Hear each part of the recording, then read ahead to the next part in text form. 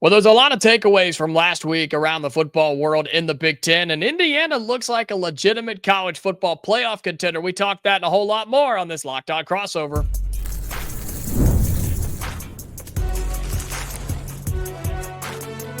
You are Locked On College Crossover, part of the Locked On Podcast Network. Your team every day. Welcome, and it is a Locked On crossover between Hoosiers and Nittany Lions. I'm Jacob Goins, host of Locked On Hoosiers. He is Zach Seyko, host of Locked On Nittany Lions, and thank you so much for making our shows your go-to spots, your first listen or your first watch every single day. And man, there's so much to get to from last week around the Big Ten. And Zach, I hate to do it to the folks, but Indiana looks like a legitimate college football playoff team. No hate over here. I say that, yes, as the Indiana guy, but talking about this from a zoomed out Big Ten perspective, I mean, the conference has to be proud of what Indiana was able to do last week against Illinois.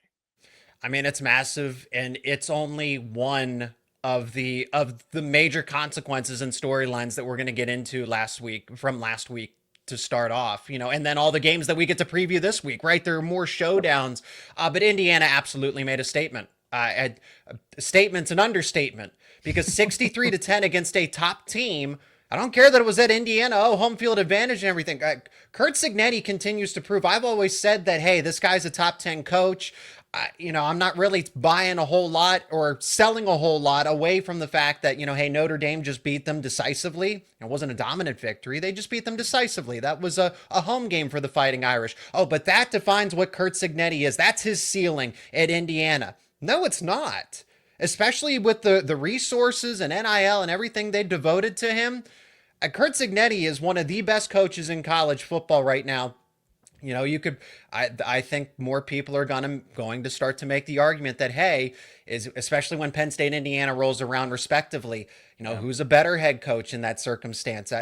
I will say this. I think from a football perspective, Curt Cignetti, from a program manager, I still need to see more from Cignetti, but Franklin, I would still give that, because that's the whole college deal, is that you also have to be a CEO, a program manager, rather than just an X's and O's coach. But yeah, Cignetti, very unfriendly reminder that he is a top 10. He is firmly inside the top 10 in all of college football for coaches. And now, I'll just be honest with you, I will be keeping up with Illinois to see, okay, do they just crumble, right? Does Illinois just completely fall out of the ranks, and do they fall apart, or can they bounce back and be a playoff contender still with a tough schedule? They play in the Big Ten. You're going to have some big games on there. I mean, I still like Brett Bielema. I still think they have a talented team. And if they can get healthy, I think they can still make some noise, along with Michigan, who might be, other than Indiana, my team of the week, because they beat Nebraska against everybody picking against them last week. I mean, we were pretty sharp with our picks of Michigan. We thought that, hey, Bryce Underwood getting that exposure to Oklahoma, just kind of going into a feisty road environment, and that it was fair to say, hey, the Wolverines at least have a better setup than what Nebraska. They're in a similar situation, young quarterback, new head coach, or at least a head coach that hasn't been there for 5, 10, 15 years, right? They're in a similar situation, honestly, with where they are as programs respectively, and Michigan's just better. I'm surprised that this turned into a bit of a back and forth shootout. I didn't think that two give or take top 15 defenses would have 57 points. You also, I don't look at the scoreboard too much, because remember, Nebraska had a Hail Mary in there. So I don't think that this game was as close as the scoreboard says. And then Nebraska puts on a late touchdown to make it 30-27. Michigan won this game decisively. They went into a hostile road environment, true freshman quarterback, tough as nails, cold as ice. Very impressed with Michigan, and honestly a team that could, I mean, who knows? Does the Big Ten get 5 teams into the college football playoff? Ooh, I mean, if Penn State, Oregon, no order. Ohio State, Penn State, Oregon, Indiana, Michigan. I think it's a possibility, and you can't count out USC, right? No, if USC can't. keeps winning, they looked fairly good against Michigan 6. State. I know the Spartans. Yeah, I mean, the Spartans put up some points, but USC, I don't see anybody keeping up with USC scoring-wise if they just get an absolute shootout. Well, and that's why I'm glad that we get to talk about Illinois USC, because then we get to learn more about both of these teams. But Yeah. right now, if I had to say, hey, who are the five? If there are five Big Ten teams who are getting in, the five that I first named there, with USC being that 5B if for some reason Michigan were to falter. But hey, they play each other, so they kind of get to decide who's going to be that team. Yeah, they do. And I was impressed by USC, but we're going to learn exactly who they are just to give you an idea on what USC has coming up. At Illinois, home for Michigan, at Notre Dame, and at Nebraska. And don't worry, they go to Oregon the second to last game of the year, too. So you're going to know everything about this USC team by the time it's said and done, Zach. That's why I'm thinking it's Michigan. If the Big Ten's going to push 5 into the college football playoff, and who knows at the end of the day, is it crazy to think it's 6? Is it crazy? Because I know that the SEC people are losing their minds, Zach. Stop it. The SEC, yeah.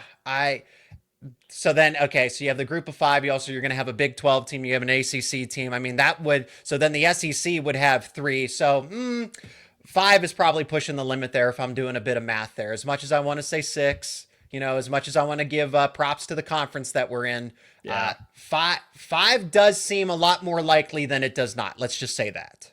I think that's a fair statement. And I think 4 is absolutely a possibility. And I mean, that's a guarantee. Let's play the comparison game for a second. What is the SEC showing at the top that gives you confidence they can put 4 or 5 teams in? I haven't seen it.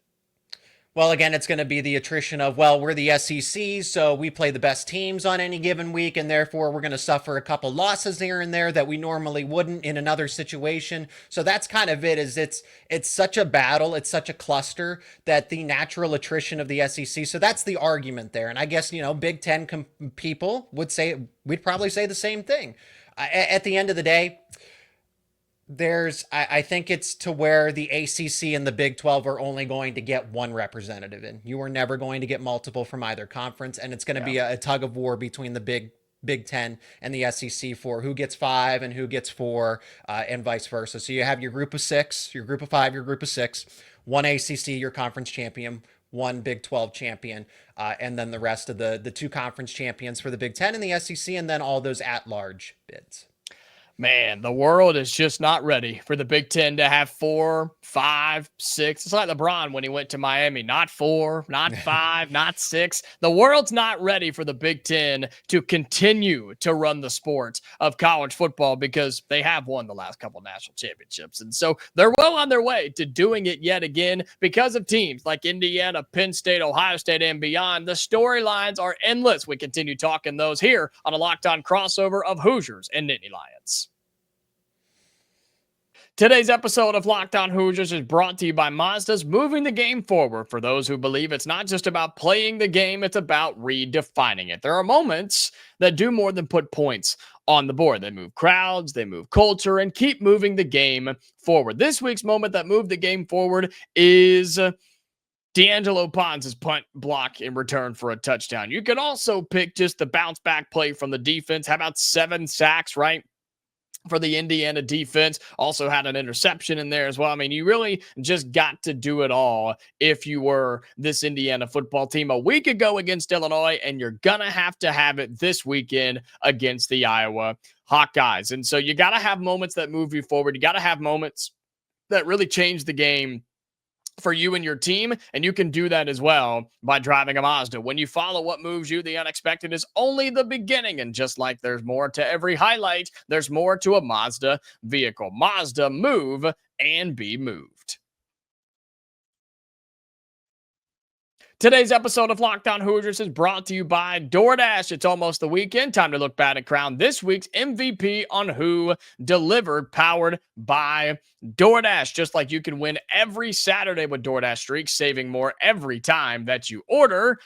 These players delivered when it matters most. Let's break it down. And is it too easy to say that it's Fernando Mendoza? Is it too easy to say that he was one of the main reasons that you just absolutely stomped on Illinois last week inside of Memorial Stadium for a guy that went, 21 of 23, 267 yards, 5 passing touchdowns for Fernando Mendoza. Man, we'd love to see him do that again against Iowa, wouldn't we? He was absolutely the guy that delivered for Indiana, and DoorDash delivers on Saturdays. With DoorDash Streaks, you save every Saturday that you order, stack it up all season, and you could save up to $250, including $100 in DoorDash credits. Order this Saturday, keep the streak alive, and fuel your game day only with DoorDash. Terms apply. Promo period runs through November 18th.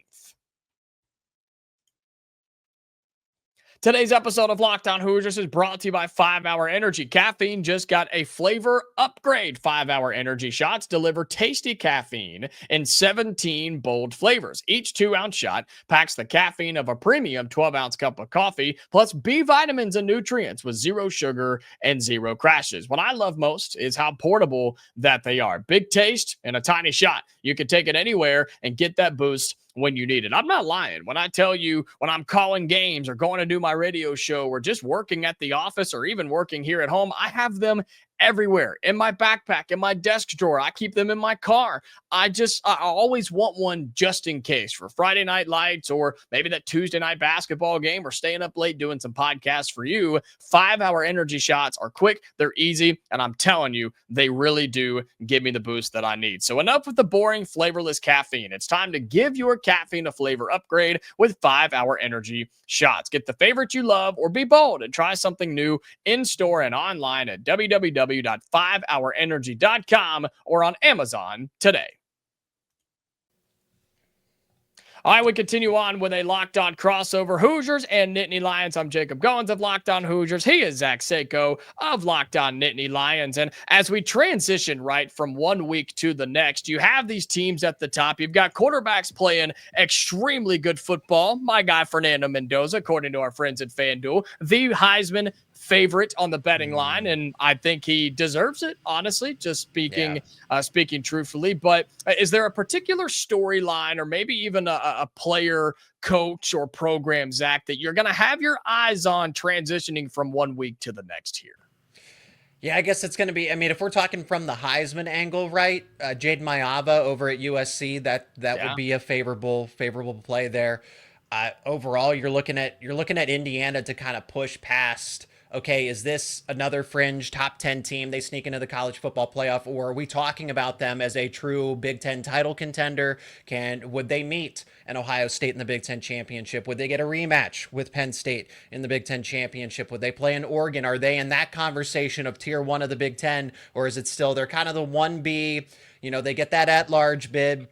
And I think Indiana should absolutely be considered a team that can get to a Big Ten title, win a Big Ten title, and potentially be a top 4 seed if everything continues to go well. It couples with coaching. It couples with how quickly Mendoza has been able to embrace an actual supporting cast. And that's what teams are looking for, that's why the portal exists. Part of the reason why the portal exists, other than, player mobility and player rights and everything. Sure. But you see, hey, this player's doing really good at a bad program. Imagine if we gave him the support system, what he could be. So that's the idea behind all of this. You're seeing it, and I know John Mateer, we're not an SEC show, even though we're talking about the SEC, but John Mateer goes down with that hand injury. But that's the idea, is you have Mateer now at Oklahoma. Look how he's doing. You have Mendoza over at Indiana. You have Mayava who at USC. He was at UNLV, and it's like, you can do that at UNLV. What can you do for us at a much better program? So I guess the same thing goes for a Gronowski at Iowa too, because again, Iowa had we didn't even get to some of these other results, Jacob, between we talked about Michigan, Nebraska, but Notre Dame doesn't have a defense, so the offense is just going to push them to victory, right? But Purdue at least made it fun. I'll give you that. They did make it fun. Made it fun. There's clearly a difference, right, in talent there between Notre Dame and Purdue, even with a Notre Dame team that shouldn't be ranked in the top 25, in my opinion. But you're right. I'll give you that. Purdue made it fun. And then shame on me for saying that, hey, Mike Locksley is going to be one of the first coaches fired, or the odds are, if he isn't, the odds are high that it will be. And I mean, Maryland went into Wisconsin. You want to talk about true freshman quarterbacks being cold as ice, game changers. Malik Washington, Penn State recruited him. Penn State recruited him hard He's good. That was a player that could have been a starter at Penn State, and it's like, okay, he's starting at Maryland as a true freshman. That's still commendable there, but he's winning games for this team. It's a reflection of Maryland. It's also a reflection of Wisconsin. Wisconsin's in bad shape.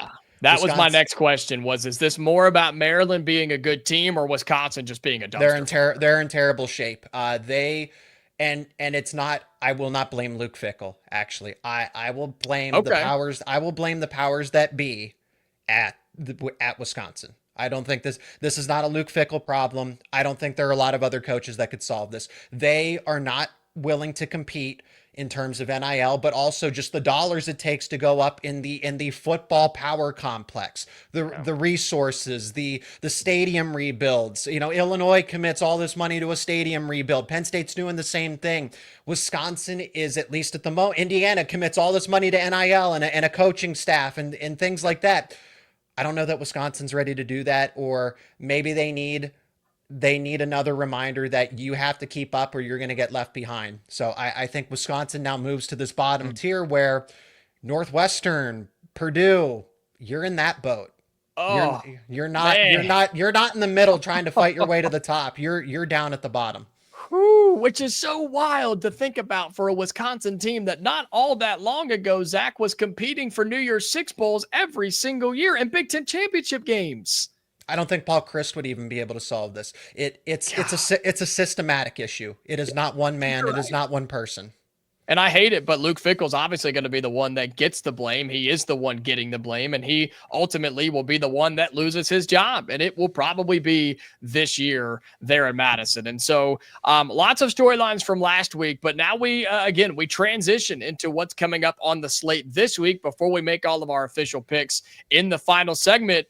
Your boys up there in Happy Valley have the game of the week. It is Penn State. It's Oregon. Number 6 Ducks. Number 3 Nittany Lions. Game day is going to be there. The whole country's watching Oregon and Penn State. How are we feeling over there in Happy Valley, Zach? I mean, is this the game of the season, right? Let's take it a step further. Okay. That you have the whiteout. This is a top 5 matchup. I don't care, from a branding standpoint. I think Oregon is a top 5 team. I think Penn State's a top 5 team. And if I had to bump somebody out, I mean, I'd bump LSU. I'd bump Miami. I think Oregon would beat both of those teams, and I think Penn State would beat both of those teams. So this is, even though the paper's not going to show it, this is a top 5 matchup. It is the whiteout. It's early in the season, so this is going to have static shock waves for either side for the remainder of the season, but bigger consequences for Penn State, because if you lose to Oregon at home like this, when the situation is favorable, what does that mean for Ohio State on the road? What does that mean for a game like Indiana now, which becomes, hey, Penn State should be a solid favorite to... You might get knocked out by Curt Cignetti. Your season might be ended by Curt Cignetti and the Hoosiers. So this is kind of a winner-take-all situation where, look, some people say that, Penn State will be fine as long as they're 10-2, they get in, but you don't have the leverage anymore. You're playing from behind. Yeah. And I don't want Penn State to do that. When you can get a signature victory, you can kind of just give yourself a boost as a program in general. This is one of those victories where it needs to happen. And if it doesn't happen now, then it may not happen ever. Nittany Lions coming off a bye week last week. They played their 3 non-conference games. They had the bye week. They have Oregon coming to their house. The Ducks, of course, have taken care of some P4 teams. They beat Oklahoma State, which obviously isn't much. They got a coach fired. They did, and that was a long time coming. They beat Northwestern on the road. They took care of Oregon State, and so it is the game of the week, one of the best games of the season. You're calling it the game of the year, and I don't think there's anything wrong with that. USC and Illinois, that's a top 25 matchup. Ohio State goes to Seattle, Zach. I'm telling you, don't overlook the Huskies here. We're going to make picks coming up in a moment, but I think Washington has everything they need to pull off what would be a crazy upset here. I think so too. I think it's the road trip that is going to be the most daunting thing there for Ohio State, Washington. I do kind of wish this was a later game for them. I wish this was a 7:30 prime time, but NBC, right? And the structure of things, Fox, CBS, NBC, NBC getting the whiteout here. Yeah. This feels like it should be a night game. I can't believe Washington's not ranked in the top 25. It's criminal. It's criminal. Why? They're a I top know. 20. That's a top 20 team. Maybe Notre a top- Dame has taken their spot. That's the problem. You have a 1-2 Notre Dame team who's ranked 24th in the country. We could split hairs about where they should be actually ranked, but I think Washington's just on the outside of the top 15, solidly within the top 20. This is a top 20 matchup. Ohio State still has the offensive weapons to get into a shootout with Washington. Yep. We'll make our picks, but I just, this matchup's going to be extremely entertaining.